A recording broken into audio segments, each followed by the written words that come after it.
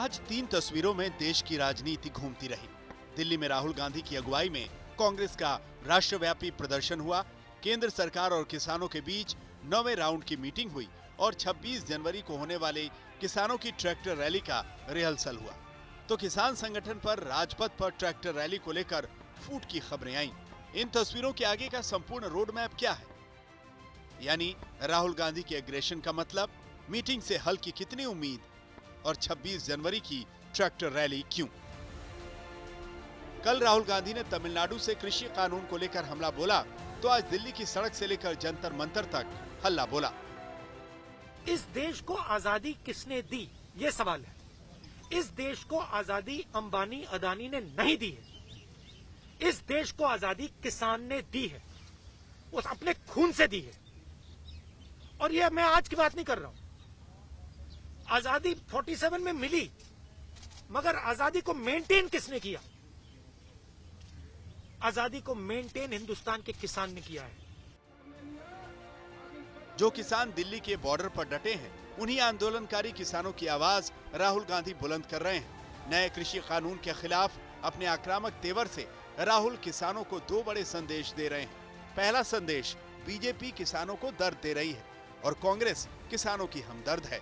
दूसरा संदेश, अगर किसान साथ में आया तो 2024 में मोदी की राह मुश्किल कर देंगे। संसद से लेके सड़क तक किसान कानूनों को लेके राहुल गांधी के तेवर बेहद तीखे रहे हैं। उनके तरकश से निकला हुआ हर तीर प्रधानमंत्री की ओर केंद्रित है। मगर ये पहली बार नहीं है जब राहुल गांधी ने आम आदमी के मसले उठाए हैं।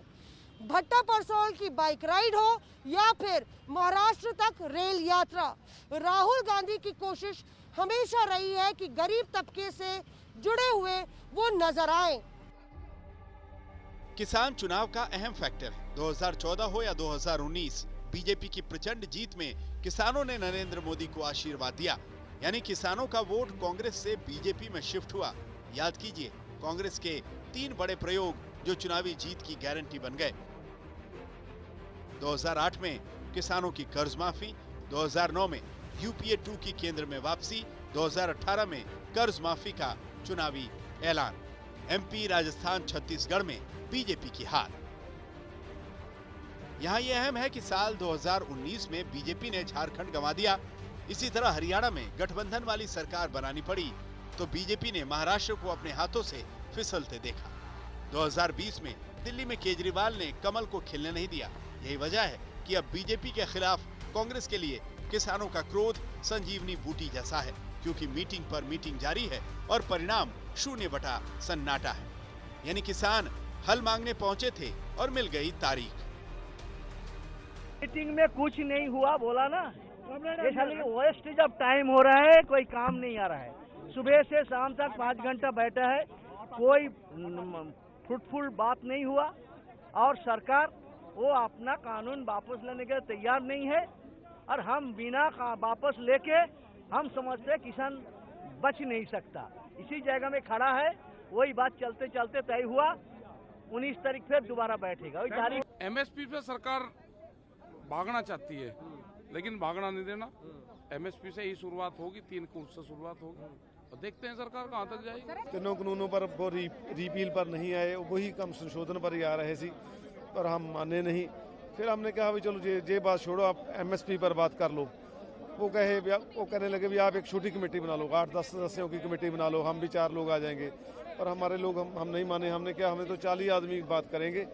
तो वो बोल रहे थे 18 तारीख को छोटी कमेटी बना के बात कर लो, 20 को बड़ी कमेटी के साथ हम बात कर लेंगे। अब विपक्ष के लिए नरेंद्र मोदी के चुनावी मैजिक को रोकने का टेस्टेड फॉर्मूला सामने है। यानी आंदोलन कर रहे किसान जो केंद्र सरकार के खिलाफ आर पार की लड़ाई लड़ रहे हैं, सरकार के सामने किसान सबसे बड़ी चुनौती बनकर खड़े हैं।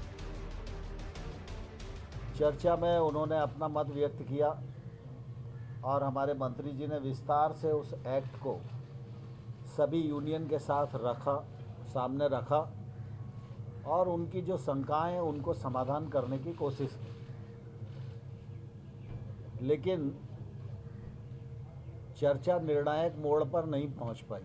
यूनियन और सरकार दोनों ने मिलकर ये तय किया कि 19 जनवरी को दोपहर 12 बजे पुनः चर्चा करेंगे। मुझे आशा है कि जो चर्चा आज हुई है, यूनियंस उस चर्चा को आगे बढ़ाने का प्रयत्न करेंगी। टकराव कम होने के बजाय बढ़ता जा रहा है। सुप्रीम कोर्ट की दखल के बाद बनी कमेटी से विवाद का हल निकलने के बजाय और बढ़ गया। लेकिन मुश्किल यही नहीं है। 26 जनवरी को किसानों की ट्रैक्टर रैली इस पूरे आंदोलन को एक नए लेवल पर पहुंचा देगी। इसका सियासी मतलब ये है कि किसान और केंद्र में मन और मतभेद जितना बढ़ेगा, विपक्ष के लिए मोदी को 2024 में रोकना उतना आसान होगा। मौसमी सिंह के साथ अशोक सिंघल, दिल्ली,